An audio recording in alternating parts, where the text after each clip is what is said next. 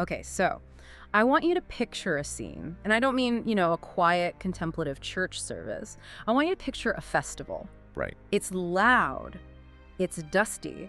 You have thousands of people shouting, singing, playing tambourines. The energy is just electric because the nation of Israel is finally bringing the Ark of God home. This is the ultimate homecoming parade. I mean, the Ark represents the literal presence of God. It's been gone, it's been in obscurity, and now King David is bringing it to Jerusalem. It's a massive triumph. Exactly. And in the middle of all this joy, this chaos, there's a cart. A new cart pulled by oxen. And on that cart sits the Ark. And everything is going perfectly until they hit a rough patch of road, a place called NACHON'S threshing floor. The oxen stumble, the cart lurches, and the Ark, this priceless, holy gold box, starts to tip. And you can just feel that slow motion moment where your stomach drops. Totally. And standing right there is a man named Uzzah. He's walking beside the cart. Instinct just kicks in. He sees the Ark falling, and he just shoots his hand out to steady it, catches it, saves it from hitting the dirt. Which is exactly what any of us would do. It's a reflex. You protect something valuable. You would think so. But the celebration stops instantly. The music just cuts out because the moment Uzzah's hand touches the Ark, he drops dead.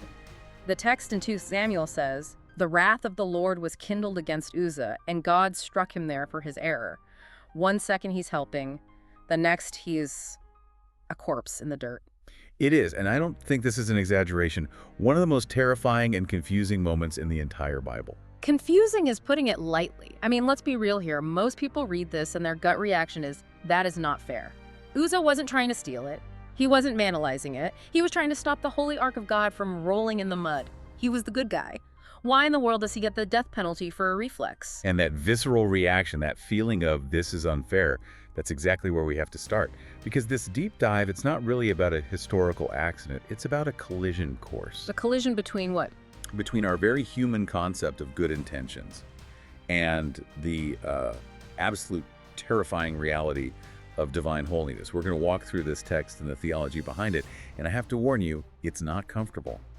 We're looking at a God who is sovereign, selective, and completely unconcerned with our definitions of fairness. Okay, let's unpack this, because if I'm Uzzah's family standing there, I'm just screaming at the sky. So let's treat this like a forensic investigation. We have a body on the ground. We have a suspect God. We need to figure out the motive. Why did this happen? To get to the why, we have to look at the law. Uzzah's death wasn't some random lightning strike. It was the result of a specific violation of protocol. Protocol? You mean there are rules for moving furniture? There were rules for moving this furniture. If you look at the book of Numbers, the instructions for transporting the ark were incredibly specific. It wasn't just cargo. It was the epicenter of God's holiness on earth.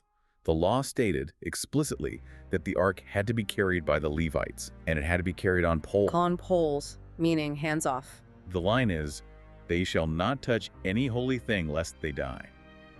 The poles were specifically designed so you could move it without ever making physical contact. Okay, but look at the situation in 2 Samuel. They weren't using poles, they put it on a cart. Exactly. And that was the first crime. They were treating the ark like a piece of luggage. Putting it on an ox cart was actually a Philistine way of moving things. It was convenient, it was modern, but it was, well, lazy. By the time the oxen stumbled, the law had already been broken. So the whole setup was doomed from the start. But hold on, Uzzah didn't put it on the cart, did he? Or even if he did, in that split second, he wasn't thinking about Leviticus. He was thinking, don't let God fall. And this is where we have to draw a line between malice and presumption. The text never accuses Uzzah of hating God. It accuses him of presumption. Presumption. That's a heavy word. What does that actually mean here? It means assuming that your good intentions can override God's explicit commands. Uzzah assumed that his hand, a human hand, flawed and sinful, was somehow cleaner than the dirt the ark was about to hit. He presumed the situation justified breaking the rule. Wow. So the lesson is that God's holiness isn't safe. Think of it like a high-voltage power line. If you see a kid about to touch a 50,000-volt wire and you grab the wire to move it away, what happens to you? You get fried. Does the electricity care that you were trying to save the child? No. It's just electricity. It has a nature, and if you violate the laws of that nature, you die. No, God is a person, not just a force. But his holiness has a similar intensity. It can't be trifled with. Good intent doesn't act as insulation against disobedience. The text is showing us that God demands a very specific kind of respect, obedience to what he said. not what we think he should accept. That is a terrifying standard. It basically says, I don't care how nice you are, did you do what I said? Precisely. And this whole incident with Uzzah is really just the tip of the iceberg. If we pull the lens back, this whole narrative challenges the idea that we even have a right to understand God. What do you mean by that? Well, after Uzzah dies, David is angry, he's confused, he's afraid, he doesn't understand. And that brings us to a major theme in the scriptures we're looking at today, the boundary of knowledge. You're thinking that verse in Deuteronomy, right? The secret things belong to the Lord. Deuteronomy 29:29, the secret things belong to the Lord our God, but those things which are revealed belong unto us. This sets up a divide. There's revealed reality, the stuff God tells us to do, like don't touch the ark. And then there's secret reality, the reasons why God does what he does. So we're basically on a need-to-know basis with the creator of the universe. Yes, and we often feel entitled to the why. We think, well, if God just explains it to me, then I'll obey. But the biblical model is the exact opposite. You obey the revealed part, and you leave the secret part to him. But surely God wants us to understand him eventually. I mean, isn't the whole point of the Bible, of Jesus, of the prophets, isn't it all an effort to get us to understand? You would think so. But let's look at what Jesus actually says in the Gospels. It's pretty shocking. Yeah. We usually think of parables, those stories Jesus told, as illustrations. Like, let me make this simple so everyone gets it. Right, simple stories for simple people. They explain like I'm 5 version of theology. But then you look at Matthew 13 and Mark 4. The disciples ask Jesus why he speaks in parables. And he doesn't say to help them learn. He quotes Isaiah. He says, I speak in parables so that seeing they may see and not perceive, and hearing they may hear and not understand. Oh, whoa, stop, lest they should understand. He's doing it on purpose. He's speaking in code so they don't get it. That's what the text says. Lest at any time they should see and be converted and I should heal them. It implies that understanding is a gift granted by God, not a right owed to humanity. He hides the truth from the proud and reveals it to the humble. It is intentional concealment. That makes God sound, well, it makes him sound like he's actively blocking people. Like he's just shutting the door in their face. And that leads us into maybe the darkest and most difficult part of this theology, the concept of active hardening. Active hardening, you mean like with Pharaoh? Like Pharaoh, and like the passages in 2 Thessalonians. It says, for this cause God shall send them strong delusion, that they should believe a lie. That is terrifying. God sending a delusion. It sounds like entrapment. It sounds like that to us because we view it from a human timeline. But theologically, this is seen as a judicial act. It's not that these people were begging for truth and God tricked them. It's more that they rejected the truth so many times that God eventually gave them what they wanted. He gave them over to the lie. He solidifies their choice. So the delusion is the punishment for the rejection. Exactly. Romans 9:18 sums it up perfectly. Yeah. Therefore has he the mercy on whom he will have mercy, and whom he hardens. The hardening is an active act of sovereignty. This connects to something else in our notes that I really struggle with. The whole origin of calamity. There's this verse in Isaiah 45 where God says, I form the light and create darkness. I make peace and create evil. I, the Lord, do all these things. Okay, we have to pause on create evil. Is God saying he creates sin? Because that seems to contradict everything else. That's a crucial distinction. The Hebrew word there, ra, can mean moral evil, but in this context where it's contrasted with peace, it's referring to calamity, disaster, judgment. So he's not saying I make people murder, he's saying I make the hurricane. Yes. Amos 3:6 backs this up. Shall there be evil in a city, and the Lord has not done it? The Bible completely rejects the idea that chaos happens while God is looking the other way. If a city falls, if the oxen stumble, if Uzzah dies, God claims ownership of that event. He owns the disaster. He doesn't apologize for it. He governs it. It's a lot. It's stripping away that cosmic butler version of God where he exists just to help us out. And it brings us to a section of the text that really hits hard on our expectations. We assume that if we pray, God has to listen. We view prayer as a lever, right? If I pull the lever, the machine has to dispense the result. But the scriptures provided just shatter that idea.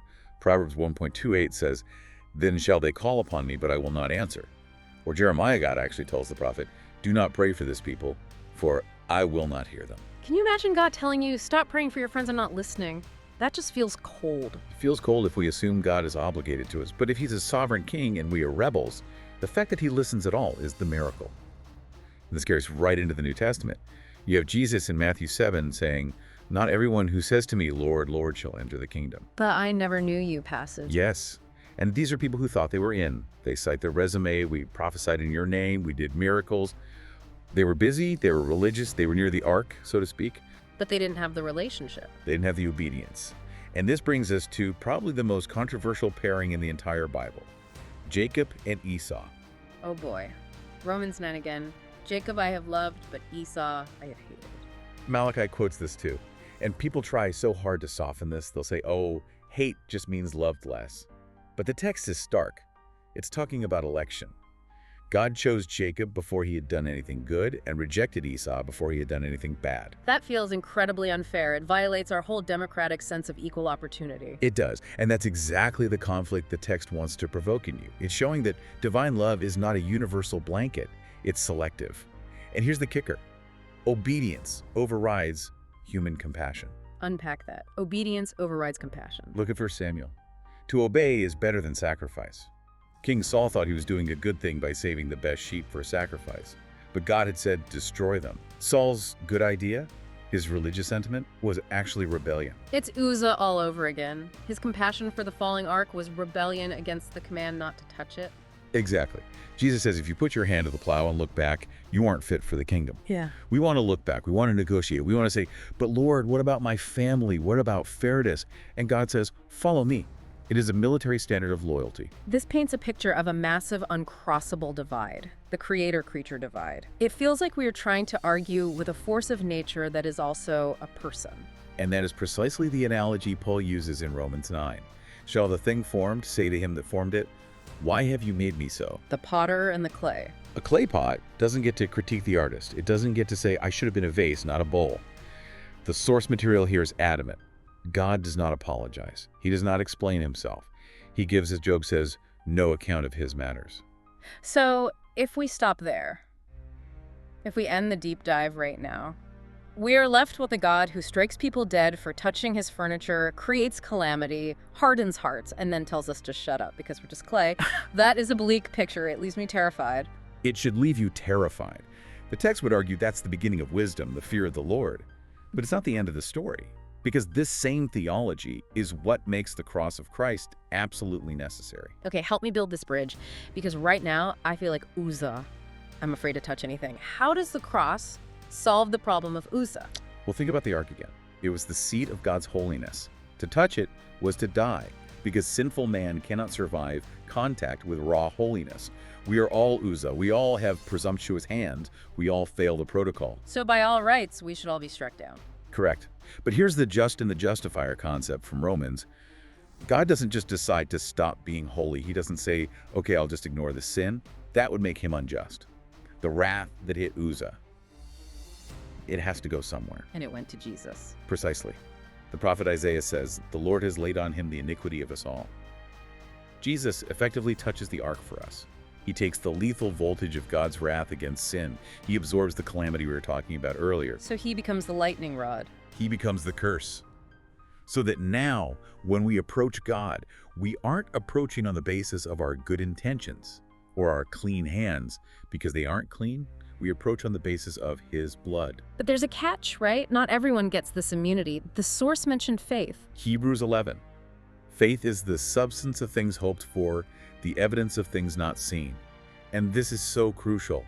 Faith is required specifically where explanation is missing. Ooh, I like that. Say that again. Faith is required where explanation is missing. If God explained why the oxen stumbled, if he explained why Uzzah died, if he explained every cancer diagnosis and every car wreck, we wouldn't need faith. We would just have data. We'd have knowledge. Right, but God withholds the secret things so that we're forced to trust his character instead of his logic. As Jesus said, blessed are they that have not seen and yet have believed. So bringing it all the way back to that dusty road and the dead man beside the ark, the lesson isn't just don't touch the stuff. No, the lesson is that God is unsafe to approach carelessly.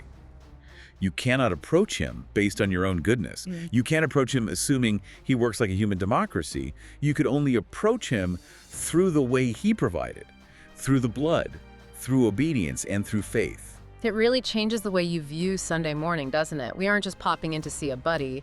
We are approaching a consuming fire. A fire that warms the house if handled correctly, and burns it down if handled presumptuously. Man, unsafe to approach carelessly. That's going to stick with me. It's been a heavy deep dive, but a really necessary one. Absolutely. Before we go, I want to leave you with one final thought to chew on. We talked about how God sometimes withholds understanding on purpose, like with those parables. It's the most challenging part of the text for me. So here's the question. If you're confused about something in your life right now, if you're asking why God, and you're just getting silence, how do you know if that's just you being confused, or if that is God intentionally withholding the secret things from you? And if it is Him withholding it, can you obey Him anyway? Can you walk forward without the answer? The story of Uzzah suggests that obedience without explanation is the hardest, but maybe the most necessary thing God asks of us. That is the walk of faith. Thanks for listening to this deep dive. We'll catch you next time.